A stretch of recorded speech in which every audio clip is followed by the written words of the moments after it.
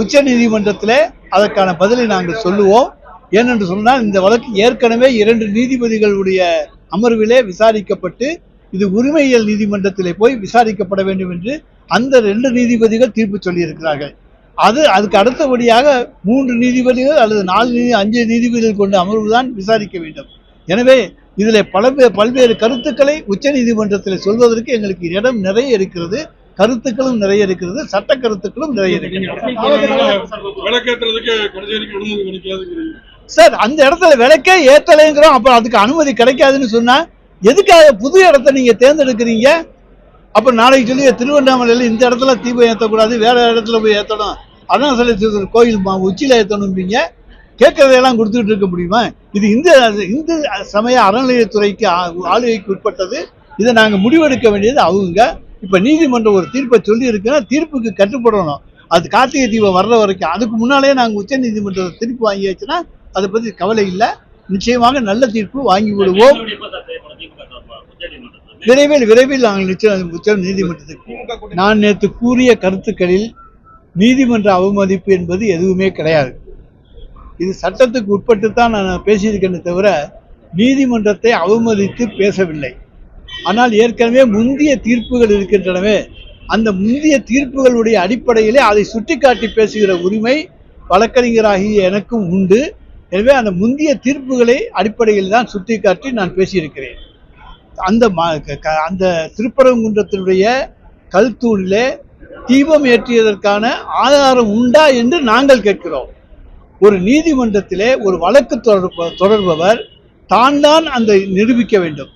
இதற்கு முன்னாலே அந்த தீபத்தூணிலே தீபம் ஏற்றிருக்கிறார்கள், அந்த கல்தூணிலே என்று அவர்கள் நிரூபிக்க வேண்டியது அவர்களுடைய பொறுப்பு. அதை விட்டுவிட்டு அரசின் மீது நீங்கள் நிரூபிக்க வேண்டும், ஏற்றப்படவில்லை என்று நிரூபிக்க வேண்டும் என்று சொல்லுவது ஏற்றுக்கொள்ளத்தக்கதல்ல என்பது எங்களுடைய உச்ச நீதிமன்றத்திலே நாங்கள் வைக்கப் போகிற வாதத்தைத்தான் நான் சொல்லுகிறேனே தவிர நீதிமன்றத்தை நான் அவமதித்து எதுவுமே சொல்லவில்லை. நீதிமன்றத்தை அவமதிக்க வேண்டும் என்கின்ற கருத்துக்கள் திராவிட முன்னேற்ற கழகத்துக்கு கிடையாது. எவ்வளவு பாதிப்பு வந்தாலும் நாங்கள் நீதிமன்றத்தை அவமதிக்க மாட்டோம். அடுத்தாக இப்போது பேய் கதை சொல்லியிருக்காங்க. பேய் இருக்கா? பேய் இருக்காங்க நாட்டுல? பேய் இருக்கா?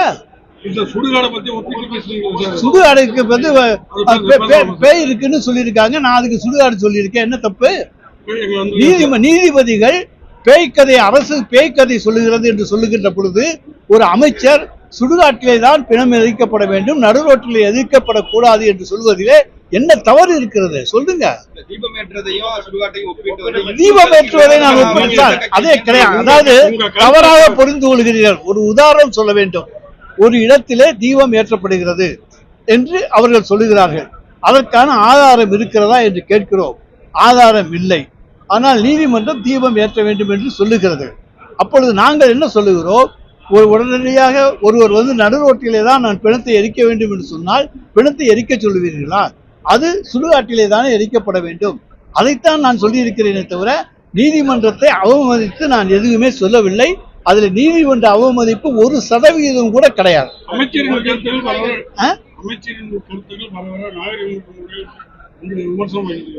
நான் எந்த நாகரிகம்லாம் பேசினேன் சொல்லுங்க.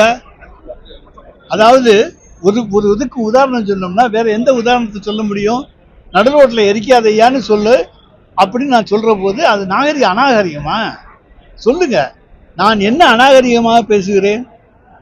ஏதாச்சும் தவறா பேசியிருக்கேனா சொல்லுங்க. பிளே ஸ்டோர் மற்றும் ஆப் ஸ்டோரில் இருந்து பாலிமர் செயலியை QR கோடு மூலம் பதிவிறக்கம் செய்யுங்கள். செய்திகளை உடனுக்குடன் பெறுங்கள்.